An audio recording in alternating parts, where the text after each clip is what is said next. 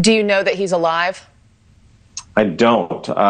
Just the things that I've heard and seen from some friends is that he's obviously not doing well, but don't know if he's alive or has passed away. Mitch McConnell death watch is ending its third week, still with no sign of the U.S. Senator. Then we have the Texas Attorney General, current Senate candidate, and 2020 election truther Ken Paxton, who may have committed some light voter fraud of his own. Also in Texas, ICE fatally shot another person, and the Mexican government is now threatening legal action for the deaths of Mexican nationals in ICE custody. We also have an update on why the Secret Service wouldn't let Donald Trump fly home from the NATO summit on his hand-me-down Qatari plane, and the White House renovation project literally never gets a day off. We have all these stories and more to get into. I'm Sammy Sage, and this is the Morning Announcements, your 10-minute rundown of current events and the best way to always know what the is going on. Subscribe and turn on notifications so you get every episode right when it comes out. We still don't have eyes on Mitch McConnell, but we do have a statement from his wife, Elaine Chao, whose spokesperson said she was, quote, on a long-planned trip to China to support her family's philanthropic endeavors.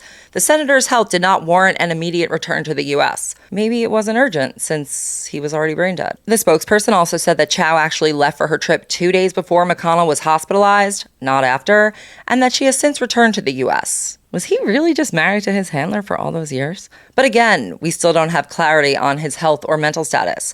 However, his absence could complicate some things in the Senate. They're coming back from July 4th recess next week, and they're on a September 30th deadline to pass a government funding bill for next year. Did they ever finish passing the one for this year? To that point, the Trump administration is still trying to get an extra $87 billion for the Iran war and other sundry items. The Republicans need him to get that funding bill passed out of the committee so the rest of the Senate can vote for it. But alas, he's missing. Such a shame that the How a Bill Becomes a Law song didn't prepare us for this. We've got more on Trump's hand-me-down Qatari jet and why he suddenly didn't fly out of Turkey on it. Trump swears the swap had nothing to do with security. The problem, though, is that reporting today says the opposite, and that the Secret Service urged him to switch planes out of, quote, an abundance of caution as things escalated with Iran because the retrofitted gift jet reportedly didn't have the full security package. Didn't spring for that one. While they said that the change was not prompted by a specific threat, the Secret Service is reportedly concerned about how quickly the new plane was retrofitted, and that the hand-me-down might not have sufficient security capabilities, even though Donald insists it does. Between us, I actually feel like I kind of understand Donald on this one. I admittedly tend to overlook function for form when I get an exciting new present.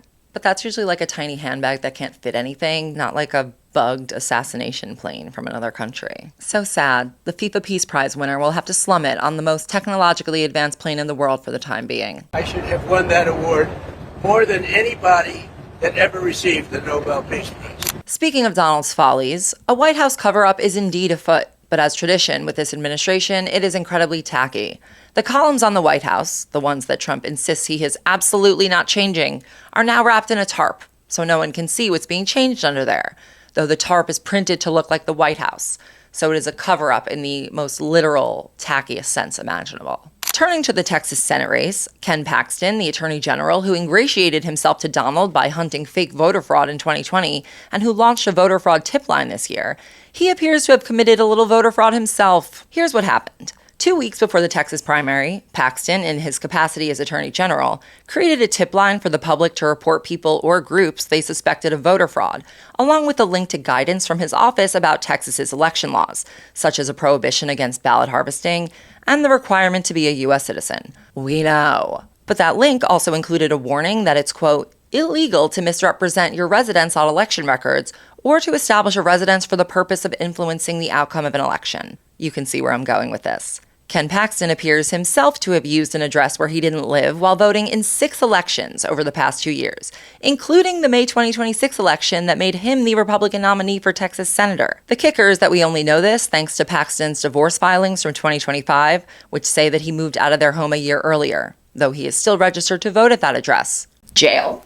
Voter fraud aside, Patriot Paxton was spotted spending his July 4th weekend in England with his alleged mistress, the Christian influencer Tracy Doohan. Make of that what you will. But we have to circle back to the fact that he was in England on July 4th, of all places. Shouldn't he be at like a campaign pig roast or something? In more Texas news, ICE has killed another person, this time in Houston, Texas. Lorenzo Salgado Araujo, a Mexican national living in the U.S., was shot and killed by an ICE agent during a vehicle stop while on his way to work. According to Araujo's son, who found out about his father's death from social media, his father was working towards securing legal status after living in the U.S. for decades with no criminal convictions.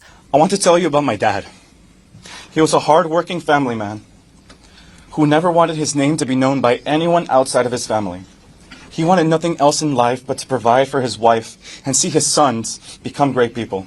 Federal officials say they shot Araujo after he ignored commands and attempted to ram an officer who fired in self-defense. The thing is that we have not seen the footage of that, so take it with a grain of salt before we can determine if it was more like a Renee Good ramming or a January 6th ramming. This comes as the Mexican government is reportedly planning to file criminal complaints in the United States over the deaths of multiple Mexican nationals while they were in ICE custody. They've already made diplomatic complaints, whatever that means, but as we know, the only language Donald Trump understands is litigación. In financial news, the Fed is changing how it measures inflation, Walmart is lowering prices on groceries, and De Beers is slashing diamond prices, because even De Beers knows no one can afford to get married in this economy, unless you're Taylor Swift. Walmart, which is the largest grocer in the United States, announced that it's lowering the prices of groceries by 12%, as well as prices of household products, toys, and apparel.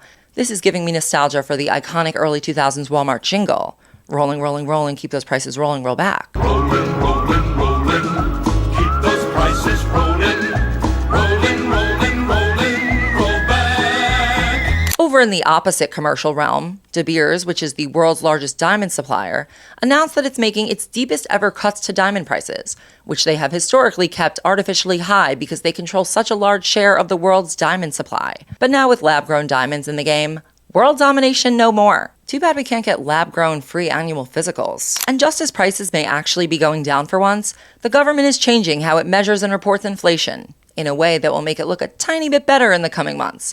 For once, though, this isn't exclusively about juicing the numbers. See, we're fair and balanced here. The Bureau of Economic Analysis is changing how it calculates inflation in a way that better mirrors overall price dynamics of various products over time. Though the timing of this change sure is awkward and a little questionable. You see, this is why trust is so important in a relationship. Like the one we're in with the Bureau of Economic Analysis's monthly inflation numbers, of course. Until next week, I'm Sammy Sage, and this has been the Morning Announcements.